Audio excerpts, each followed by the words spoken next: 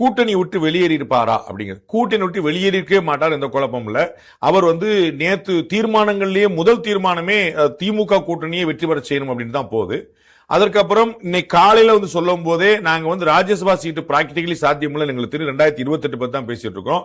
இரட்டை இலக்கம் எங்களுடைய ஆசை, ஆனால் நடைமுறை சாத்தியம் என்ன என்பது தெரிந்தால் நாங்கள் பேசுவோம்னு இன்னைக்கு காலையிலே சொல்றாரு. அந்த பேச்சுக்கான முன்னாடியே சொல்றாரு. சோ அவருக்கு நிதர்சனம் தெரிகிறது. அது ஒரு கணக்கு நம்ம போட்டா பாருங்க, நான் கூட்டிகிட்டே போயிடுவேன். இரட்டை இலக்கம் ராஜ்யசபா ஆட்சியில பங்கு அதிகாரத்து பங்கு இப்படி மாறி மாறி பேசிட்டு. சோ நீங்க பேசிக்கான விஷயத்தை நீங்க குறைச்சிட முடியாதுங்கிற விஷயம் தான் அது மெயின் பாயிண்ட்.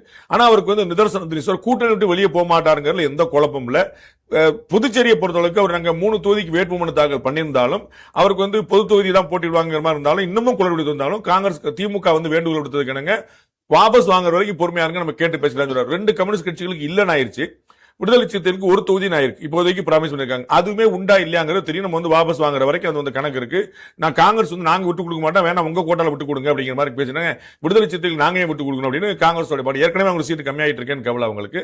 சோ போன முறை ஸ்ட்ரைக் ரேட் வச்சு ரொம்ப போரா இருந்தது. அதனால அவங்க இந்த பக்கம் பாக்குறாங்க. சோ இந்த ரெண்டு நடுவில் ஒரு பந்தா இருக்கிறார். பட் 2 கம்யூனிஸ்ட் கட்சிகளை கழட்டி விடுறதுக்கு தயங்காத திமுக விடுதலை சிறுத்தைகளை கட்டி விட தயங்கும். அதனால அது கொஞ்சம் அந்த இடத்துல அவருக்கு ஒரு ஹோல்ட் இருக்குன்னு நினைக்கிறார்.